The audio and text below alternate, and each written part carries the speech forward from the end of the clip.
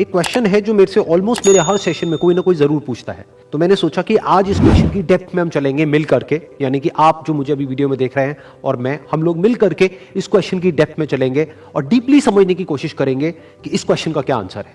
वो क्वेश्चन है कि हमेशा मोटिवेटेड कैसे रहे।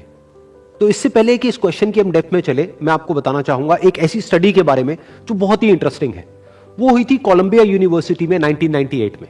एक प्रोफेसर ने स्टडी को किया जिसमें कि बहुत सारे बच्चे थे जो कि सारे 5th स्टैंडर्ड के थे और उनको पजल्स थी बहुत तरह तरह की सॉल्व करने के लिए। उसमें से कुछ पजल्स बहुत ही मुश्किल थी, कुछ बहुत ही आसान थी। उसके बाद में जब उन बच्चों ने उन पजल्स को सॉल्व किया तो उसके बाद में सभी बच्चों को एक ही बात कही गई कि आपने बहुत अच्छा किया। बस यहां पर एक छोटा सा फर्क था। आधे बच्चों को उन्होंने कहा कि आपने इतना एक्स्ट्राऑर्डिनरी इसलिए परफॉर्म किया क्योंकि आप बहुत ही ज्यादा इंटेलिजेंट हो, और बाकी के जो आधे बच्चे थे उनको कहा गया कि आपने जो इतना एक्स्ट्राऑर्डिनरी परफॉर्म किया उसकी वजह थी आपका हार्ड वर्क। फिर उसके बाद में दोबारा से इन सब बच्चों को कुछ पजल्स दी गई सॉल्व करने के लिए, जिसमें से कुछ बहुत ही आसान थी और कुछ बहुत ही मुश्किल थी। अब यहां पर कुछ बहुत इंटरेस्टिंग निकल करके आया जो किसी ने एक्सपेक्ट भी नहीं किया था। वो बच्चे जिनको कहा गया था कि आप बहुत इंटेलिजेंट हो, बहुत स्मार्ट हो, उनको जब वो पजल्स मिली तो उन्होंने क्या किया, जो मुश्किल पजल्स थी उसको छोड़ दिया, आसान पजल्स के ऊपर काम करना शुरू किया, और उसमें भी कुछ देर बाद ही वो बच्चे बोर हो गए। दूसरी तरफ से वो बच्चे जिनको कहा गया था कि आपने इतना एक्स्ट्राऑर्डिनरी परफॉर्म इसलिए किया क्योंकि आपने हार्डवर्क किया, उन्होंने सिर्फ आसान पजल्स को अटेम्प्ट नहीं किया बल्कि मुश्किल से मुश्किल पजल्स को भी अटेम्प्ट किया और सॉल्व किया। फिर उसके बाद में जब ये पूरी स्टडी कंप्लीट हुई तो उन बच्चों से पूछा गया कि किसको ज्यादा मजा आया इसको करने में। तो वो बच्चे जिनको कहा गया था कि आप बहुत इंटेलिजेंट हो, उनको मजा नहीं आया, यानी कि वो मोटिवेटेड नहीं थे। और वो बच्चे जिनको कहा गया था कि जो भी आपने किया वो अपने हार्डवर्क की वजह से किया, उन्होंने ना सिर्फ अच्छा परफॉर्म किया बल्कि वो एंड तक मोटिवेटेड भी थे और उनको मजा भी आया। अब ये स्टडी जिसके बारे में मैंने अभी आप लोगों को बताया, ये इतनी इंटरेस्टिंग इसलिए है क्योंकि ये जिस तरीके से हम सोचते हैं, हमारे थॉट पैटर्न को चैलेंज करती है। हम क्या सोचते हैं कि अगर हम पेरेंट्स हैं या हम टीचर्स हैं और अपने बच्चों को हम बोलेंगे कि आप बहुत इंटेलिजेंट हो, आप बहुत स्मार्ट हो, तो वो अच्छा परफॉर्म करेंगे। लेकिन इस स्टडी में एग्जैक्ट उसका ऑपोजिट निकल करके आया है।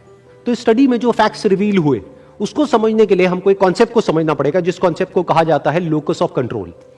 हुआ क्या कि जिन बच्चों को कहा गया कि आप बहुत ही स्मार्ट हो, बहुत ही इंटेलिजेंट हो, उनका जो लोकस ऑफ कंट्रोल था वो उनके अंदर नहीं था, उनके बाहर था।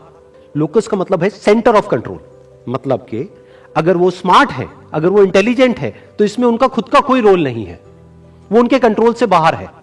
दूसरी तरफ से जिन बच्चों को कहा गया कि जो भी आपने अचीव किया वो अपने हार्डवर्क की वजह से अचीव किया, उनका जो लोकस ऑफ कंट्रोल था वो उनके अंदर था, यानी कि हार्डवर्क पूरी तरह से उनके खुद के हाथ में था कि अब उनके ऊपर है कि वो कितना हार्डवर्क करते हैं। और ये सिर्फ इस स्टडी में निकल करके नहीं आया है, इस तरह की और भी बहुत सारी स्टडीज हुई हैं, बहुत सारी रिसर्चेस हुई हैं जहां पर एग्जैक्ट यही चीज निकल करके आई है कि अगर हम खुद को हमेशा मोटिवेटेड रखना चाहते हैं तो उसका सिर्फ एक तरीका है कि जो कंट्रोल है वो पूरी तरह से हमारे अपने हाथ में होना चाहिए। तो अब समझने की कोशिश करते हैं कि ऐसा क्या होता है कि जो कंट्रोल है वो हमारे हाथ से चला जाता है, और ऐसा क्या होता है जब कंट्रोल हमारे हाथ में आ जाता है। जब भी हम एक्सटर्नल फैक्टर्स की बात करते हैं कि मैं ये नहीं कर पा रहा इस वजह से, उस वजह से, उस वजह से, जो कि मेरे कंट्रोल से बाहर है, तो हमारे हाथ से कंट्रोल चला जाता है। लेकिन जब हम बात करते हैं कि हम एग्जैक्टली क्या कर सकते हैं, जब हम अपनी कैपेबिलिटीज के बारे में बात करते हैं, तब कंट्रोल पूरी तरह से हमारे हाथ में आ जाता है। जब हमारा फोकस उन रीजंस पे नहीं होता है जिनकी वजह से हम वो नहीं कर सकते जो हम करना चाहते हैं, बल्कि उस जगह पर होता है कि जिस वजह से हम वो कर सकते हैं जो हम करना चाहते हैं, तब हम अंदर से मोटिवेटेड होते हैं। फॉर एग्जाम्पल, आप जिस भी फील्ड में हो, उस फील्ड में कुछ लोग हैं जो टॉप पे बैठे हैं। आपके पास में दो ऑप्शन है। एक, आप बोल सकते हो कि वो लोग, उनके अंदर कुछ स्पेशल है, उनके अंदर कुछ एक्स्ट्राऑर्डिनरी है, उनके अंदर कोई ऐसा टैलेंट है जो आपके अंदर नहीं है, या फिर उनकी किस्मत है जिसकी वजह से वो वहां पर बैठे हैं, या फिर उनके पास में कुछ था, किसी का सपोर्ट था जिस वजह से वो वहां पर है। अगर इसमें से ऐसा आपने कुछ भी बोला तो आप फंस गए। अब आप मोटिवेटेड नहीं रह सकते उस काम को करने के लिए जो आप काम कर रहे हो, क्योंकि अब कंट्रोल आपके हाथ से बाहर है। क्योंकि अब अगर आपके पास में वो है ही नहीं जो उनके पास में है, तो अब आप वो कैसे बन सकते हो जो कि वो बन चुके हैं।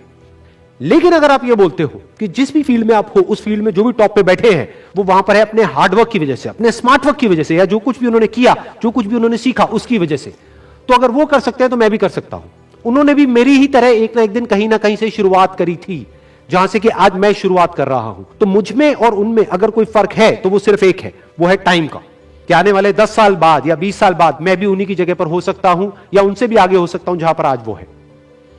तो अब कंट्रोल पूरी तरह से आपके हाथ में है। तो हमारे पास में हमेशा ये दो ऑप्शंस होते हैं, एक कि हम कंट्रोल को अपने हाथ से छोड़ दें और दूसरा कि कंट्रोल हम पूरी तरीके से अपने हाथ में ले लें। एक की कंट्रोल हमारा बाहर हो, एक है कंट्रोल हमारा अंदर हो। तो इस बात को हमेशा याद रखना कि आपका कंट्रोल कहीं बाहर नहीं होना चाहिए, आपके अपने ही अंदर होना चाहिए। Wish you all the very best. Thank you so much.